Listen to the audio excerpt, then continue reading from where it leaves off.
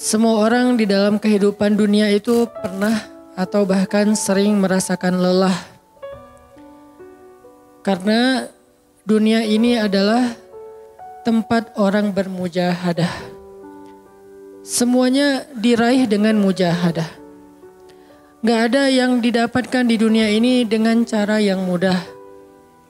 Karena tabiat dari dunia itu adalah tempat bersusah payah. Fitrahnya dunia adalah tempat orang bercocok tanam, bukan memetik hasil.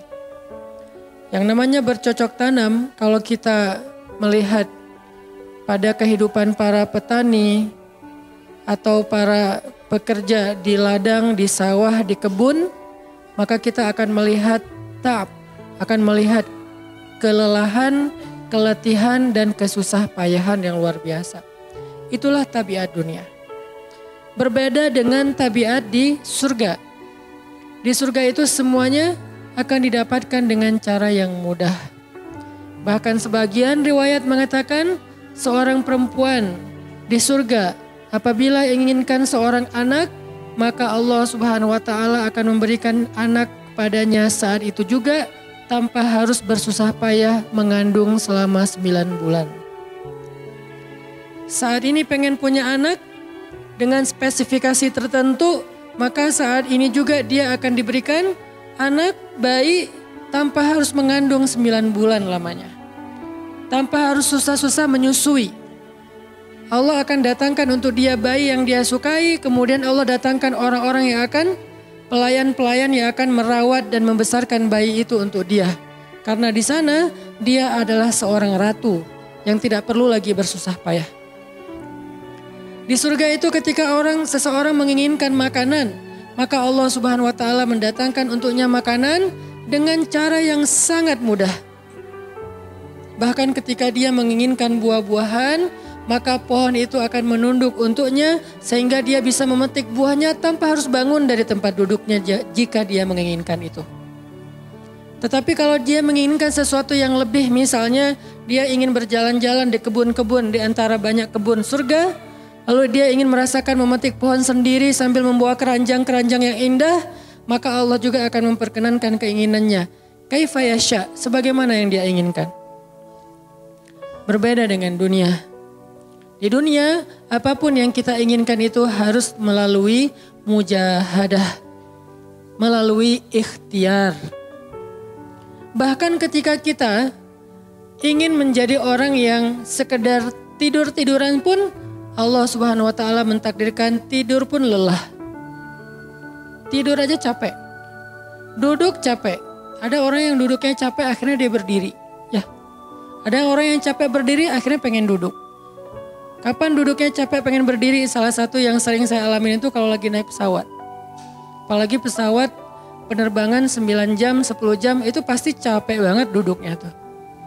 Sehingga kita menginginkan seandainya ada uang kita pengen duduk di kelas bisnis. Tapi karena nggak mampu membeli tiket yang 3 kali lipat lebih mahal di kelas bisnis, ya nggak apa-apa lah di kelas yang biasa ekonomi. Tapi ketika lelah 4 jam, 5 jam pesawat berjalan itu udah luar biasa lelahnya, akhirnya berdiri mondar-mandir di antara lorong pesawat. Artinya duduk aja capek. Gak ngapa-ngapain, suruh duduk doang. Gak seperti orang dulu yang berangkat haji atau umroh, naik kapal, lewat darat, pas sampai di laut naik kapal dengan ontanya, dengan kudanya. Orang dulu mencari ilmu itu dengan mujahadah yang luar biasa. Dengan naik onta berminggu-minggu, ini naik pesawat cuma 9 jam, capek. Yang gak ada guncangan, biasanya guncangannya cuma pas di awal sama pas mau landing doang. Di atas udah jarang ada guncangan karena dengan ketinggian tertentu dan pesawatnya besar. Tapi itu juga capek. Naik kereta coba. Dari Jawa ke Bandung misalnya. Sebutlah dari Semarang, dari Malang, dari Surabaya naik kereta. 10 jam. Itu aja capek. Nggak usah jauh-jauh, Bandung Jakarta aja 3,5 jam. Itu pun capek. Atau kita naik mobil, nggak perlu nyetir. Pakai online, duduk aja di belakang atau di sebelahnya si driver. Perjalanan setengah jam dari tempat kerja kita ke rumah atau dari rumah ke tempat kerja, ke kampus, ke sekolah gitu. Itu aja capek. Artinya dunia itu emang kayak gitu tabiatnya teman-teman. Tabiat dari dunia itu adalah lelah. Sehingga kalau ada orang yang menghindari capek dengan tidak ngapa-ngapain, itu hal yang agak klise dan naif. Bagaimana dia bisa menghindari lelah? Bagaimana dia bisa menghindari ta'ab? Bagaimana dia bisa menghindari bosan? Bagaimana dia bisa menghindari dalam keadaan susah payah? Sedangkan dia masih berada di sebuah tempat, bumi, dunia yang tabiatnya memang tempat bersusah payah dan lelah. Satu-satunya cara menghindari lelah yang tidak perlu lagi bersusah payah itu hanyalah masuk surga. Tetapi kan itu tidak terjadi sekarang. Kita harus meninggal dulu dan kita belum mau. Ada yang mau meninggal masuk surga sekarang? Kalau dijamin sih insya Allah ya. Masalahnya gak ada jaminan. Kalau para sahabat enak, mereka dapat jaminan. Surga Bilal, sebelum Bilal meninggal, Rasulullah udah bilang, Bima sabaktani ilal jannah ya Bilal. Dengan apa kamu mendahului aku ke surga wahai Bilal? Dengan wudhu dan sholat syukur wudhu. Begitu juga nanti ada sahabat lain yang dijamin masuk surga bighairi hisab wala azab. Salah satunya adalah Ukasyah. Kalau kita tidak ada jaminan apapun di akhirat kecuali berikhtiar dan bermujahadah untuk bisa mendapatkan kebaikan sebanyak mungkin di sisi Allah. Sehingga alangkah naifnya seseorang yang menghindar dari ta'ab wal ham wal gham. Dia berusaha menghindar dari lelah, menghindar dari susah payahnya kehidupan, menghindar dari beban-beban hidup. Itu gak bisa dilakukan. Karena kita masih berada di dunia. Yang perlu kita sekarang coba pilih adalah kita mau lelah untuk hal yang sia-sia? Apakah kita mau lelah untuk hanya bersenda gurau? Apakah kita mau lelah hanya untuk hal yang tidak ngapa-ngapain? Atau justru lelah kita itu untuk sesuatu yang mudah-mudahan beribadah kepada Allah? Makanya disebut dengan lelahnya menjadi lillah. Karena dua-duanya lelah. Ada orang yang pergi ke masjid lelah. Capek pergi ke masjid. Tapi ada juga orang yang berbuat dosa, itu juga lelah. Memangnya kalau kita beribadah lelah terus berbuat dosa gak lelah? Banyak orang yang berbuat dosa lelah dan kita pernah merasakan kehidupan seperti itu. Sehari, 2 hari, sebulan, setahun, 2 tahun. Sampai kita benar-benar merasakan lelah banget dengan dosa. Di malam hari berbuat dosa lelah, akhirnya tidur sepanjang siang. Di siang hari berbuat dosa lelah, akhirnya tidur sepanjang malam. Lelah sama lelahnya. Antara orang yang beribadah dengan orang yang bermaksiat itu sama lelahnya. Bedanya apa? Yang satu lelahnya akan diganjar, dibalas oleh Allah dengan kebaikan dunia dan akhirat. Yang satu lagi lelahnya hanya akan disudahi dengan penyesalan. Sama-sama lelah. Bedanya lelah yang pertama mungkin baru dirasakan hasilnya setelah itu. Lelah yang kedua seolah-olah bisa langsung dirasakan kesenangannya, tetapi kesudahannya adalah penyesalan. Makanya pada malam ini kita ingin merenungkan beberapa nasihat baik dari Al-Quran maupun hadis tentang bagaimana kita menjadi orang yang setiap hari tetap lelah, tetap banyak beban, tetapi beban itu mudah-mudahan menjadikan kita mendapatkan banyak kebaikan di sisi Allah. Makanya Nabi SAW bersabda dalam hadis riwayat Bukhari dan Muslim. An-nasu ka'ibili mi'ah, la takadu tajidu fiha rahilatan. Manusia itu seperti 100 ekor onta. Manusia ka'ibili mi'ah, seperti 100 ekor onta. Yang harganya murah 50 juta, yang hidupnya untuk disembelih pada akhirnya nahar, disembelih. Onta itu kan kalau disembelih sambil dia berdiri ya. Kalau ayam, bebek disembelih sambil dipegangin atau diangkat. Kalau kambing dan sapi dibaringkan. Kalau onta disembelih itu sambil diberdirikan. Dia berdiri langsung disembelih. Itu onta. Artinya manusia ka'ibili-mi'ah. Nabi itu menggambarkan onta karena onta ini punya banyak macam. Mungkin di Arab gak ada ayam yang bermacam-macam. Akhirnya pakai bahasanya onta. Kalau di kita mungkin ada ayam potong, ada ayam kampung, dan segala macam. Ada ayam jago. Kalau bebek ada mentok, ada apa? Bebek yang biasa. macam-macam kan. Di Arab mungkin gak terlalu banyak variannya dan gak terlalu akrab dengan kehidupan sehari-hari mereka. Yang akrab itu kambing, kuda, keledai, onta.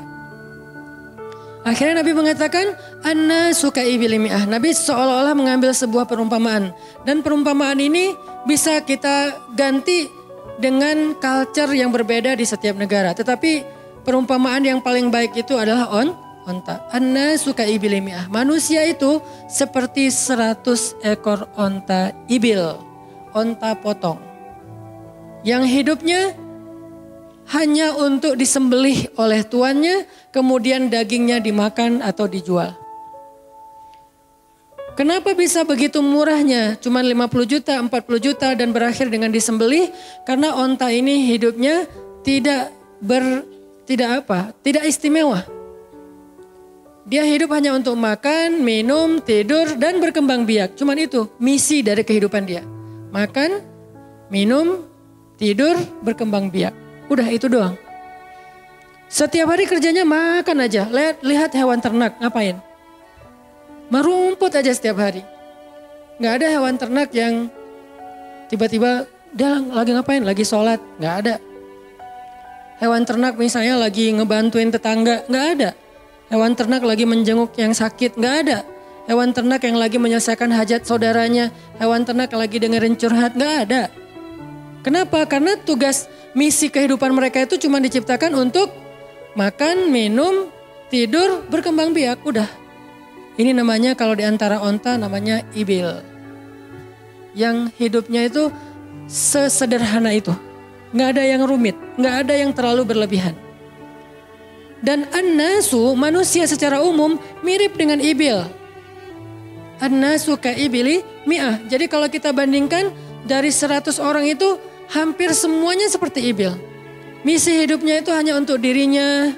Gimana caranya biar bisa makan, gimana caranya biar bisa istirahat dengan nyenyak tidur, gimana caranya biar punya keluarga, berkembang biak, punya keturunan. Dan kemudian dengan keluarganya dia punya family time, kapan liburan, makan di rumah, jalan segala macam. Cuman itu misi dari kehidupannya. Sehingga Nabi menyebut mereka yang misi kehidupannya hanya dirinya dan keluarganya.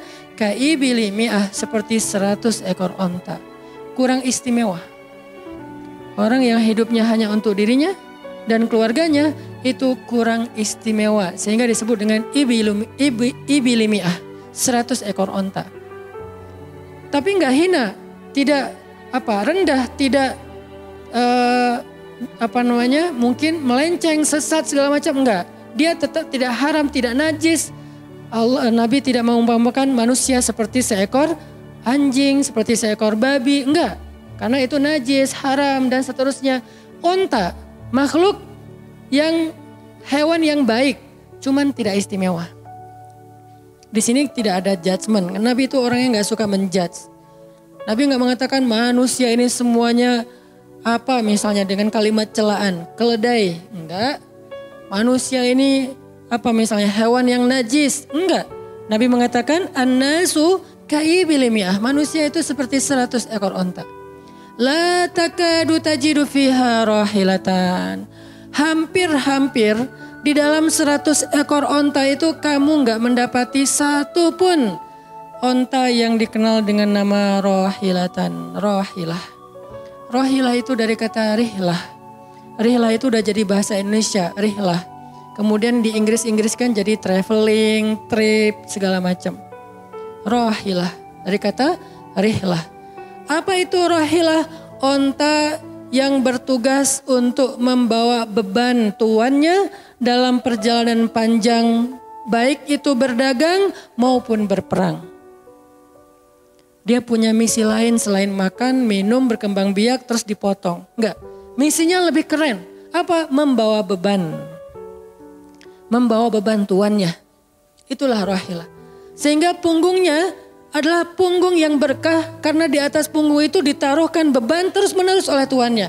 Berangkat bebannya apa, pulangnya beban apa. Karena orang dulu kalau berangkat berniaga, berdagang ke luar negeri itu tuh bukan berangkat bawa beban, pulang nggak bawa apa-apa karena udah diuangkan, nggak. Mereka barter konsep perdagangannya.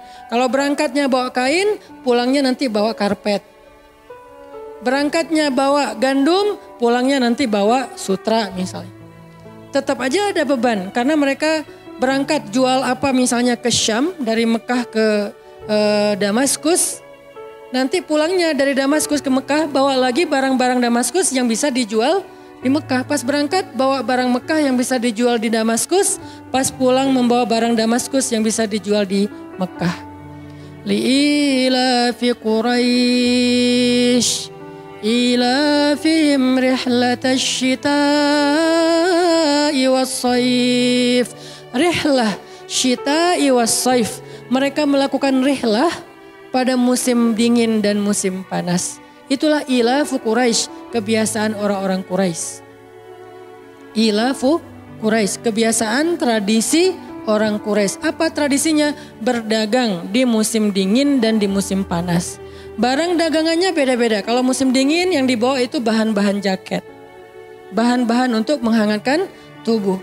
Bahan-bahan yang kalaupun dia bawa makanan yang biasa dimakan di musim dingin yang menghangatkan tubuh. Kayak misalnya jenis bubur di Arab itu ada namanya adas. Dan itu disebutkan di dalam Al-Quran, di Al-Baqarah. Wa adasiha wa basaliha, ada adas, ada bawang.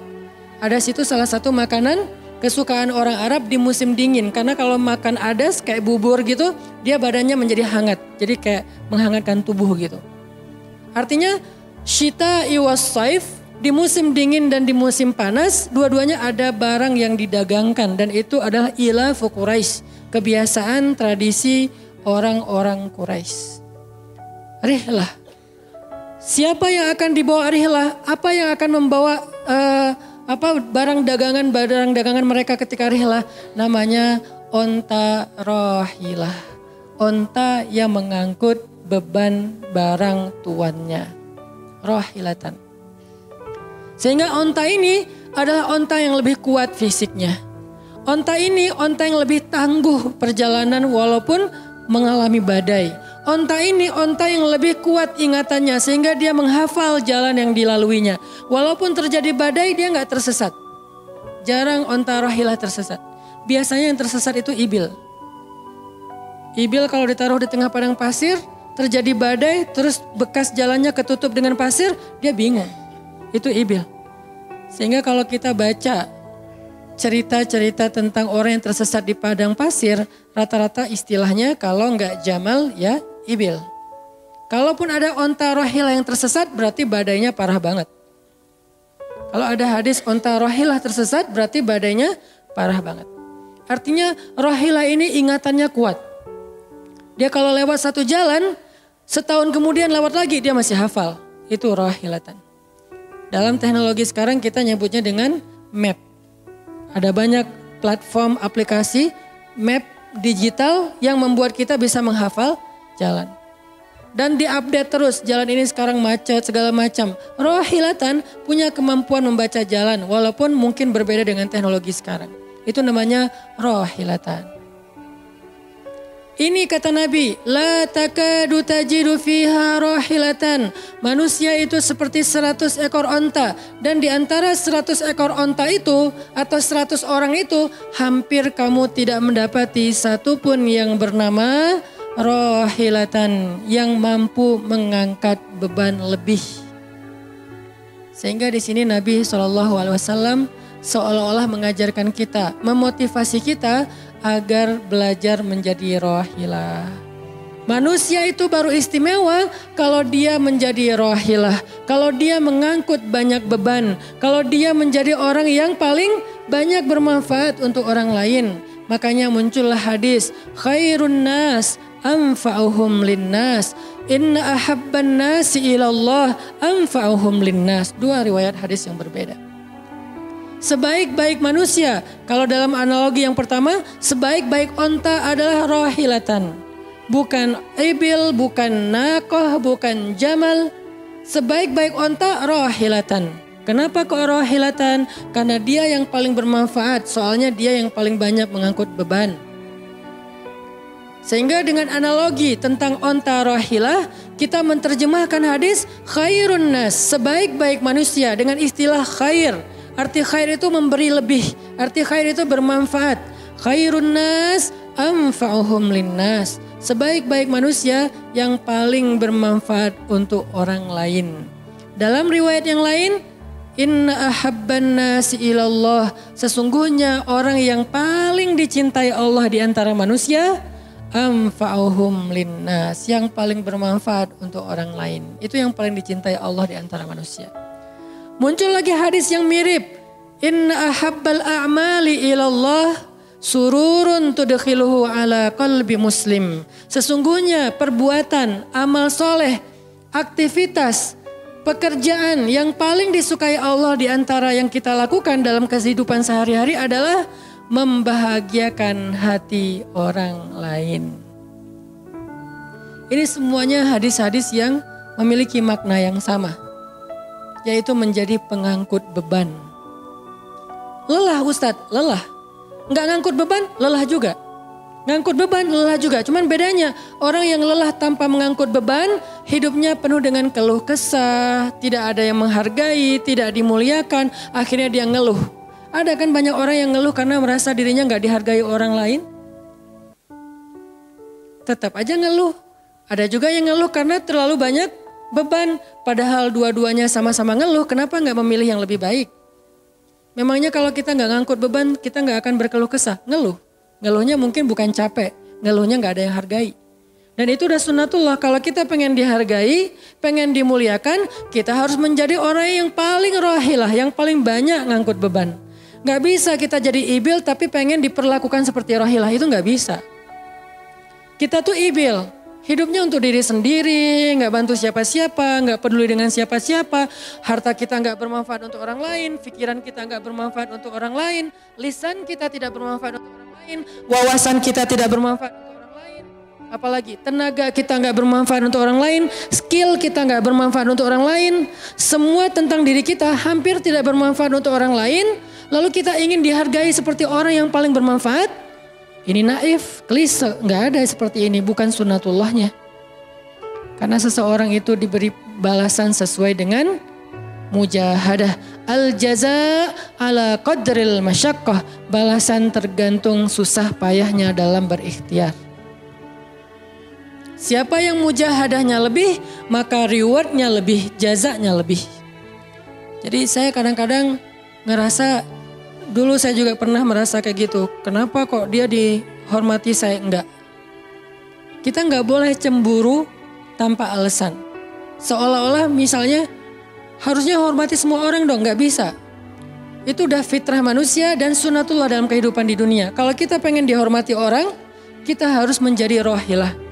Kalau kita pengen dihargai orang, kita harus jadi rahilah. Gak bisa kita berharap dihargai oleh pasangan kita atau calon pasangan kita, tapi kita gak punya tanggung jawab. Gak bisa. Kalau teman-teman pengen dihargai oleh pasangan halalnya, teman-teman harus mengangkat tanggung jawab yang lebih berat daripada dia. Kalau dia yang capek, kita leyeh-leyeh aja di rumah, tapi kita minta dihargai, saya kan suami. Suami itu bukan status, suami itu peran. Ada orang dia jenis kelaminnya perempuan, tapi dia suami. Kenapa? Karena dia mengambil peran laki-laki. Dan itu saya melihat banyak perempuan seperti ini. Hebat. Dan memalukan bagi suaminya. Di beberapa tempat saya melihat suaminya di pagi hari gak kerja. Cuma nongkrong-nongkrong aja di warung. Ngopi juga itu ada uangnya, giliran untuk nafkah keluarga dia gak punya uang. Untuk ngopi, untuk rokok dia punya uang. Untuk anaknya nunggak sekolahnya. Untuk anaknya makanannya seadanya. Sehingga karena ini udah berjalan bertahun-tahun, akhirnya istrinya udah nggak sanggup lagi berharap kepada dia, minta cerai juga nggak dicerai-ceraikan, akhirnya istrinya ikhtiar sendiri. Istrinya jadi pembantu rumah tangga, istrinya jadi kerja ke luar negeri. Saya beberapa kali ke Hong Kong, hampir tiap 4 bulan sekali ke Hong Kong, dan selalu mendengar cerita teman-teman di Hong Kong, para pejuang-pejuang di Hong Kong itu kan 99%-nya perempuan ya. Hong Kong itu 99% lebih perempuan. Beda kan sama Taiwan, Korea itu laki-laki dan perempuan agak imbang lah. Tapi kalau Hong Kong itu bisa dibilang dari 100 pekerja 99 orangnya bahkan lebih adalah perempuan. Dan semua mereka punya masalah yang hampir sama di negerinya, di kampungnya. Masalahnya mereka terpaksa untuk berangkat ke luar negeri karena ada yang demi membiayai sekolah anak-anaknya. single parent. Kemana suaminya? Suaminya pergi dan tidak bertanggung jawab. Atau suaminya ada tapi tidak mampu mencari nafkah. Terpaksa dia kerja ke luar negeri dengan segala macam resiko. Dan banyak banget kasus di Hong Kong. Siapa juga yang mau jauh-jauh dari keluarganya, apalagi punya anak masih kecil ya. Kemarin kita baru dengar cerita seorang anak yang harus merawat ayahnya yang sakit kanker gara-gara di rumahnya nggak ada siapa-siapa. Ibunya berjuang di luar negeri. Kenapa? Karena suaminya sakit. Kalau ini masih bisa kita pahami lah. Tapi kemana pamannya misalnya?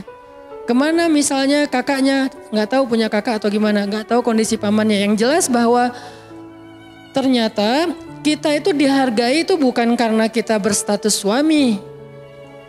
Kita dihargai karena kita berperan sebagai suami. Bukan berstatus sebagai suami.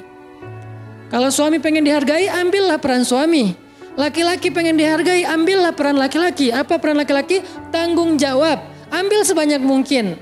Kalau kita udah menikah, tanggung jawab kita itu kalau mau lebih jangan cuma istri. Ambil keluarga istri untuk kita ambil tanggung jawabnya. Adiknya istri, mungkin keluarga istri kita gak mampu. Adiknya kita sekolahin. Mertua sakit, kita biayain. Nanti siapa lagi? Keluarga besarnya ada masalah, kita biayain, kita hutangin. Kalau misalnya kita gak sanggup memberikan hadiah atau sedekah. Ambil, amanah, tanggung jawab itu ambil, semampu kita. Itulah contoh Rasulullah SAW. Makanya Nabi ketika sudah menikah dengan Khadijah, yang tinggal di rumah Nabi itu bukan cuma anak kandung beliau. Ada anak angkatnya Zaid bin Harithah. Ada sepupunya Ali bin Abi Thalib. Ada banyak lagi keluarga besar Khadijah yang tinggal bersama Nabi. Sehingga rumah Nabi itu adalah rumah yang banyak sekali orang-orang yang ditampung oleh beliau. Itu yang disebut dengan anfa'uhum linnas. Ambil tanggung jawab yang besar. Sehingga Khadijah tuh respect banget sama sosok Nabi Muhammad. Bahkan sebelum Nabi dapat wahyu. Sehingga gak disebut Nabi. Respect sama sosok seorang Muhammad. Apalagi setelah beliau dapat wahyu, beban beliau bukan lagi keluarganya sekarang. Beban beliau adalah umatnya. Yang diurus oleh Nabi bukan lagi keluarga sekarang setelah dapat wahyu. Umat. Dan umat di sini lintas nasionalisme. Ada yang datang dari Persia namanya Salman Al-Farisi. Ada yang datang dari Romawi namanya Suhaib Ar-Rumi.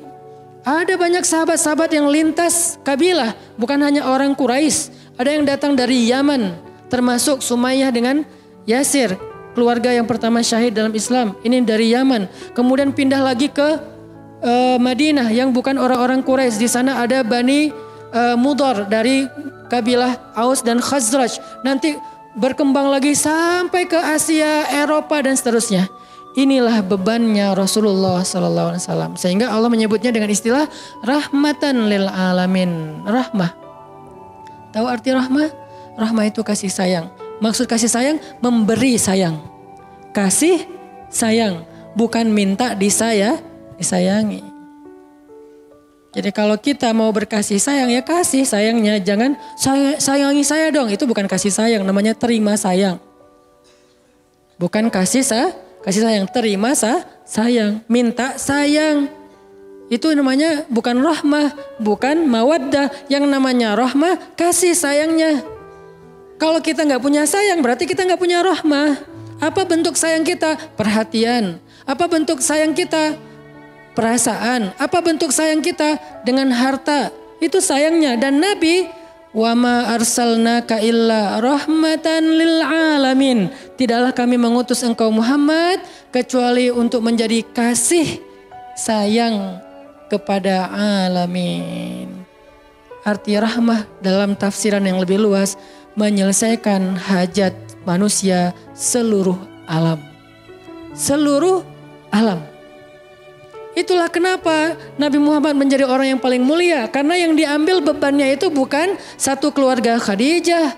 Bebannya itu bukan satu kota Makkah. Bebannya itu bukan cuma orang Arab. Alamin. Sehingga Allah mengatakan, wa rafa'na laka dzikrak. Kami angkat engkau menjadi manusia yang paling mulia. Karena beban yang diambilnya paling berat. Apa beban Nabi? Apakah cuma ceramah? Gak cuma ceramah. Kalau cuma ceramah gampang. Saya pernah menjadi penceramah dan saya pernah menjadi programmer dalam dakwah. 8 tahun saya ceramah di Bandung. Gampang banget. Dan kalau mau nyaman jadi ustadz, mending saya jadi penceramah aja. Gampang banget. Diundang-undang. Ustadz mau dijemput? Ya jemput dong, jemput. Ya, ustadz kan dijemput. Jarang kita jalan sendiri, seringnya dijemput. Dan karena dia pengen memuliakan kita, dia cari di tempat itu siapa yang punya mobil paling bagus untuk menjemput ustadz. Kalau di kampung, cari siapa yang punya mobil baru. Yang tahun misalnya 2018 lah, kalau nggak ada 2019. Saya punya, ya udah pinjam ya untuk jemput ustadz. Oh boleh, saya senang, jemput. Kalau perlu yang punya mobilnya sekaligus jadi supirnya, jemput ustadz. Enak jadi penceramah. Jemput, tunggu di depan rumah, nggak langsung ketok. Kenapa? Nggak enak mau ngetok, biar ustadznya santai aja. Ustadznya keluar dibukain pintu. Terserah mau duduk di depan, duduk di tengah. Kalau ustadznya duduk di tengah, nggak ada yang di sebelahnya, kosong. Mau goler-goler, mau jungkir balik, bebas. Ustadz. Saya pernah ngalamin masa kayak gitu. 8 tahun, mudah banget. Diundang-undang, semua wajah tersenyum. Gak ada yang cemberut, namanya juga ustadz.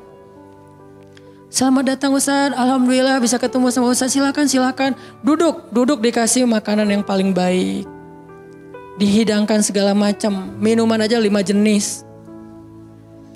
Sampai bingung nih mana yang mau diminum. Ustadz mau apa? Kadang-kadang beberapa teman-teman panitia yang sangat udah pro banget nanya. Ustadz itu nanya ke asisten lah atau siapa manajemen kalau dia punya manajemen. Ustadz itu sukanya makanan apa? Disediakan makanan kesukaan Ustadz.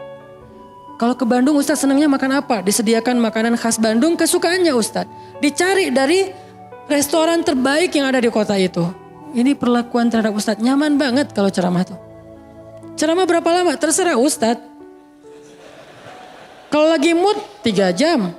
Kalau enggak lagi mood 45 menit. Ustadz kok ceramahnya cuma sebentar? Saya lelah sekali. Oh enggak apa-apa Ustadz, istirahat ya Ustadz, sehat terus ya Ustadz. Doain. Pulang dianterin. Maaf dikasih amplop, transport segala macam. Kadang-kadang wah ngasihnya cukup untuk 2 bulan makan.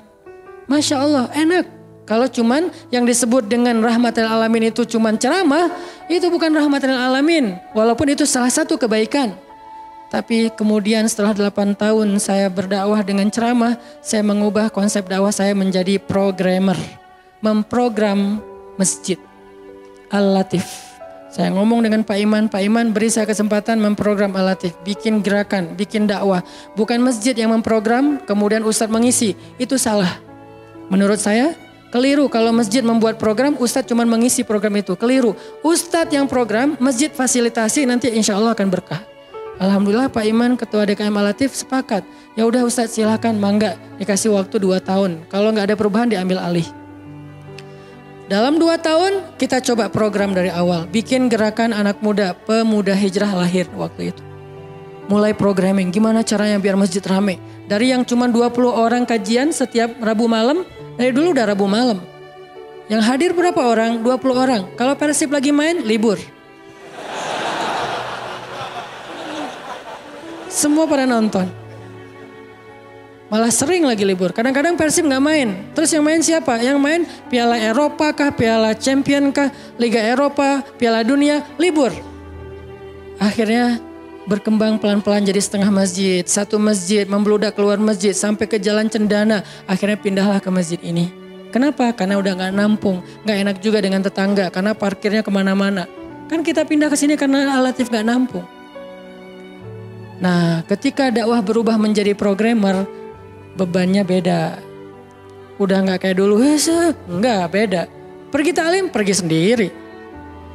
Bahkan berkorban dengan harta sendiri, bareng-bareng dengan teman-teman. Semuanya lelah, kita meeting sampai tengah malam. Emangnya gampang membuat tren hijrah? Gak mudah teman-teman. Kita harus meeting, mikirin. Sekarang tambah lagi beban yang lain. Barisan Bangun Negeri. Para ustadz berkumpul, bikin gerakan bersama. Kita bikin Barisan Bangun Negeri. Dikasih amanah untuk jadi amirnya. Mikirin apa yang harus kita lakukan. Program pertama saya bilang less waste. Isu lingkungan. Kenapa? Kita pengen jadiin masjid sebagai 911. Tapi pelan-pelan gak bisa langsung. 911 ini nanti kalau ada masalah di masyarakat, tetangga masjid yang ditelepon masjid.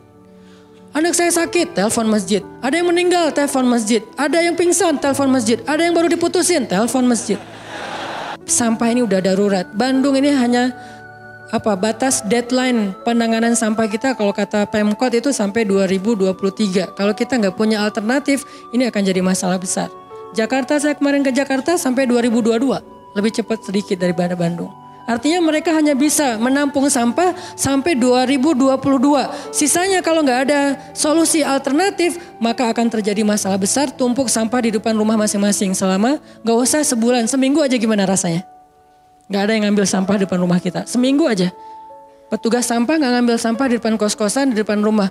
Sehari telat aja itu udah nggak enak. Apalagi seminggu, sebulan, setahun. Jadi gimana? 2022, kota-kota besar rata-rata terancam dengan bom waktunya sampah.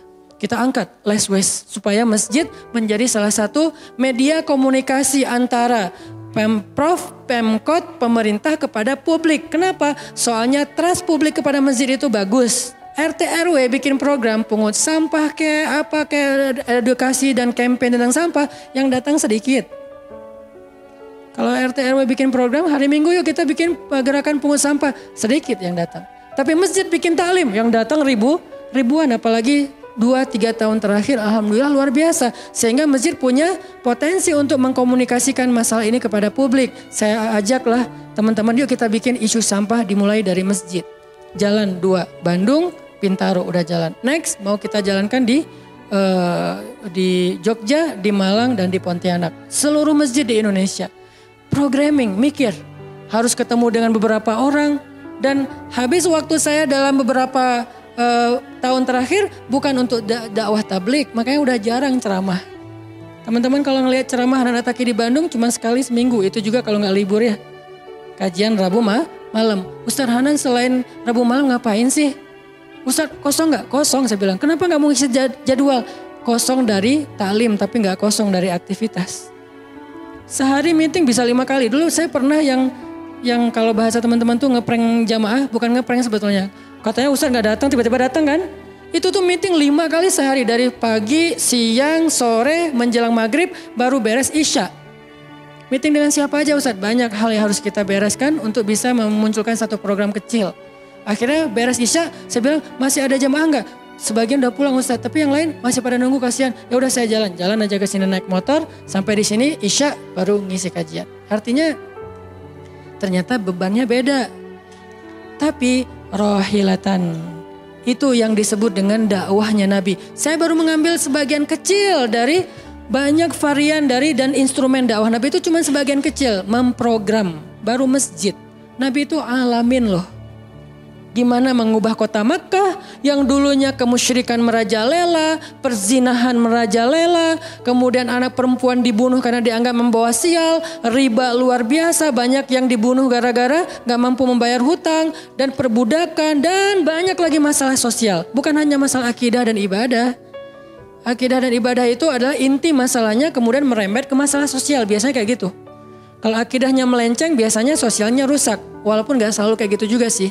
Karena ada di beberapa negara yang akidahnya mereka syirik, tapi sosialnya bagus. Walaupun ada problem sosial lain yang mungkin gak perlu dibahas di sini. Yang jelas awalnya berawal dari kemusyrikan. Kemudian berkembang menjadi masalah ekonomi, sosial, dan seterusnya. Nabi menyelesaikan masalah kota Mekah. Gimana caranya? Mekah yang tadinya kota yang jahiliyah menjadi kota Islamiyah. Kota yang Rabbaniyah. Kota yang penuh dengan kebaikan. Madinah yang tadinya kota yang penuh dengan sampah. Yathrib berubah menjadi kota Munawwarah. Sekarang udah nyampah lagi. Di zaman Nabi itu benar-benar Madinah Munawwarah. Sekarang mungkin gak sebagus di zaman Nabi. Cuman bangunannya doang yang megah. Tapi secara lingkungan, secara sosial gak sebaik zaman dulu lah. Kalau bangunan itu kan bukan indikasi peradaban ya. Karena kita pernah mengalami masa peradaban Islam yang keren. Gak ada tuh bangunan pencakar langit seperti Dubai.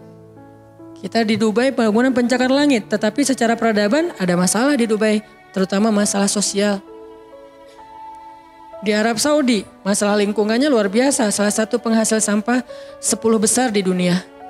Kalau untuk masalah sampah organik, termasuk 5 besar di dunia. Artinya makan sering dibuang-buang. Makanya sampah organiknya paling banyak, waste-nya paling banyak. Itu yang diselesaikan oleh Nabi di kota Mekah dan Madinah. Kemudian berkembang di kota-kota lain sampai ke Irak, sampai ke Syam, sampai ke Mesir, sampai ke Eropa, sampai ke Turki, sampai ke Afrika, bahkan sampai ke Nusantara. Rahmatan lil alamin. Rahmah bukan cuma ceramah. Kalau ceramah, Nabi lebih jago dari siapapun. Orang siapapun yang berceramah itu kopas dari Nabi kan? Ada yang ceramah gak kopas dari Nabi? Gak ada. Kopas dari Nabi Musa? Enggak, kecuali diriwayatkan dari Nabi Muhammad. Kemudian baru Nabi Muhammad meriwayatkan dari Nabi Isa dan Nabi Musa. Semuanya kopas, copy paste dari Rasulullah SAW. Artinya kalau mau ceramah, bahan Nabi itu banyak banget. Dan kalau Nabi mau ceramah, yang ngundang pasti banyak banget. Jadilah Nabi dai sejuta umat. Capek pasti setiap hari 5 kajian. Nabi lagi di mana? Lagi di Syam. Sampai 2 tahun ke depan jadwal ceramah penuh. Kalau Nabi mau kayak gitu. Tapi ternyata Nabi bukan cuma ceramah, memprogram umat. Ada yang masalah datang ke Nabi, ya Rasulullah saya diceraikan oleh suami saya dengan bahasa, kamu bagi saya seperti ibu saya, zihar. Nabi bingung nih gimana nih zihar. Kok suaminya gitu banget sih sama dia? Ya udah berarti kamu sudah